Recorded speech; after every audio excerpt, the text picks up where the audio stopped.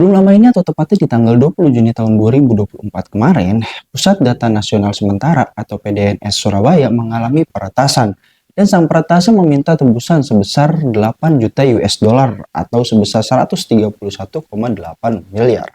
Beberapa hari kemudian, sang peretas mengumumkan bahwa dia tidak jadi meminta tebusan sebesar 8 juta US dollar tersebut dan akan memberikan kuncinya secara cuma-cuma. Nah, di sedikit cerita kali ini gue bakal bahas kronologis singkatnya dari peristiwa peretasan PDNS Surabaya itu, dampak dan kerugian yang bisa kita terima dari insiden tersebut, dan juga kejanggalan-kejanggalan yang terjadi pada saat insiden tersebut. Yuk kita bahas.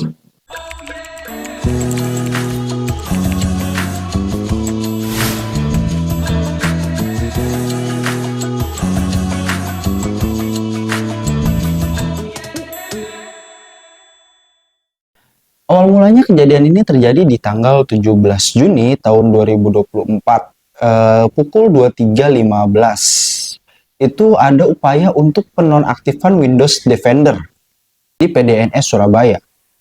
Lalu kejadiannya berlanjut hingga pada tanggal 20 Juni tahun 2024, pukul 00.54 WIB, di mana aktivitasnya termasuk instalasi file berbahaya, penghapusan file sistem penting, dan penonaktifan layanan yang sedang berjalan.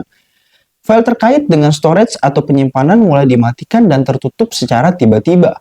Dan Windows Defender yang jadi senjata keamanannya tiba-tiba crash dan tidak bisa beroperasi. Di tanggal 20 Juninya, Badan Siber dan Sandi Nasional atau BSNN mendapat laporan dari PT Sigma Cipta Caraka atau Telkom Sigma selaku vendor PDNS Surabaya bahwa seluruh layanan di fasilitas itu tidak bisa diakses.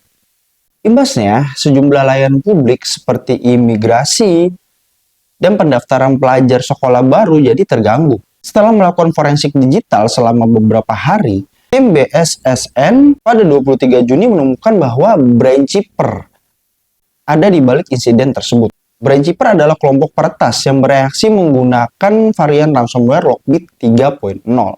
Ransomware sendiri secara umum itu adalah program atau malware berbahaya yang bila terinstall dapat mengunci file atau perangkat dari komputer atau smartphone, dan bila ingin mendapatkan sandi untuk membuka kuncinya, korban biasanya diminta untuk membayar sejumlah uang. Sementara itu, secara khusus, ransomware Lockbit biasanya tak sekedar mengunci file yang ada tapi juga mencurinya. Bila korban tak membayar, pelaku bisa mengancam untuk menyebarkan data yang telah diambil. 24 Juni, Menteri Komunikasi dan Informatika Budi Aris Setiadi mengonfirmasi bahwa pelaku serangan ransomware ke PDNS Surabaya memang meminta uang tebusan sebesar 8 juta US dollar atau sekitar 131,8 miliar untuk membuka gembok pada data-data fasilitas itu. Namun, berdasarkan rapat kerja dengan Komisi 1 DPR pada tanggal 27 Juni, Insa Siburian, Kepala BSNN, menyebutkan bahwa belum bisa dipastikan 100% tidak bocor datanya karena proses forensiknya masih jalan. Tapi sampai saat itu, kita tahu bahwa data itu ada di dalam PDNS Surabaya dalam keadaan terenkripsi, kata Kepala BSNN Insa Siburian. Kalau tuh itu diambil datanya, akan kelihatan trafik keluarnya juga besar. Itu kan datanya cukup banyak, kata dia. Jadi secara nggak langsung dia bilang bahwa data-data yang kemarin dikunci oleh hacker tersebut itu nggak terindikasi dia di copy. Tapi praktisi IT sendiri banyak yang bilang bahwa kalau Lockbit sendiri, kalau misalkan memang serangan menggunakan Lockbit, selain datanya dikunci, datanya juga bisa ada potensi untuk dicuri. Per tanggal 26 Juni, pemerintah mencatat ada total 282 instansi pemerintah yang datanya tersimpan di PDNS Surabaya. Sehingga terdampak serangan ransomware ini mencakup data kementerian, ada lembaga, serta pemerintah provinsi, kabupaten, dan kota. Dari 282 instansi itu, ada 239 yang layanan publiknya terganggu dan tidak memiliki backup data. Layanan 43 instansi lainnya juga terkendala, tapi disebut bisa segera pulih karena memiliki backup. Jadi 282 instansi, ada 239 instansi yang nggak punya backupnya. Dan setelah gonjang-ganjing yang terjadi akibat peretasan tersebut, di tanggal 2 Juli tahun 2024, sang grup hacker yang diketahui belakangan bernama Brainchipper mengumumkan bahwa mereka meminta maaf dan akan memberikan kunci untuk membuka fasilitas-fasilitas yang terkunci di tanggal 3 Juli tahun 2024. Dan memang benar mereka memberikan kunci tersebut dan valid dapat membuka semua fasilitas yang berdampak. Kurang lebih begitulah penjelasan singkat dari kronologi kejadian peretasan PDNS yang akhir-akhir ini ramai. Nah, bagi orang-orang awam kayak gua, pasti bertanya-tanya dong, emang apa ruginya kalau data di PDNS itu diretas? Ada beberapa yang bisa berdampak pada diri kita. Yang pertama adalah penyalahgunaan data pribadi. Dari data pribadi yang bocor, lo bisa bayangin dampak apa yang bisa kita dapatkan.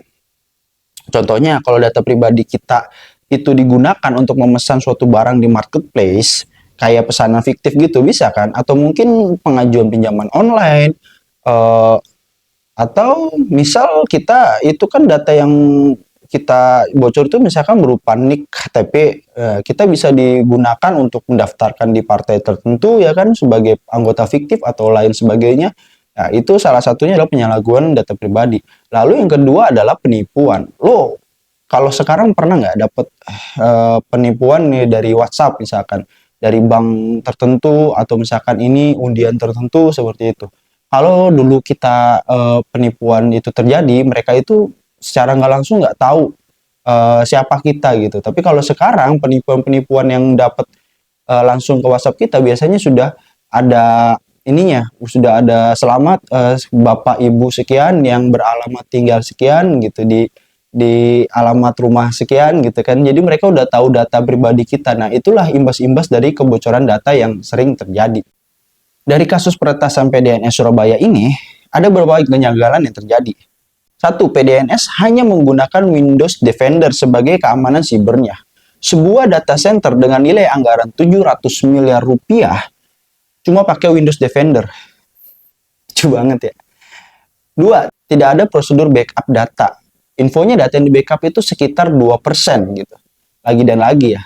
Dan kata ketua komisi 1 tentang hal ini, tentang tidak ada backupnya ini, dia bilang ini itu bukan tentang tata kelola, tapi tentang kebodohan. 3. Hacker yang awalnya minta tebusan 131,8 miliar rupiah, tiba-tiba memberikan kuncinya dengan cuma-cuma. Kok bisa? Setelah sang hacker ngasih kunci, apakah kasus dinyatakan berakhir dan tidak ada tindak lanjutnya? Ya, kita tunggu kelanjutannya ya. Tapi sampai detik ini video ini dibuat, gue belum ada updatean lagi. Apakah kasus PDNS dari peretasan ini sudah berakhir dengan diberikannya kunci, dan juga updatean terakhirnya kuncinya valid bisa dibuka, tapi entah data mana yang hilang kita nggak pernah tahu. We never know. Dan yang menurut gue data informasi-informasi itu harus bisa dirilis ke publik sih dengan secepatnya. Ya, sekian sedikit cerita kali ini. Mudah-mudahan bermanfaat. Gue Iqbal, see you on next video.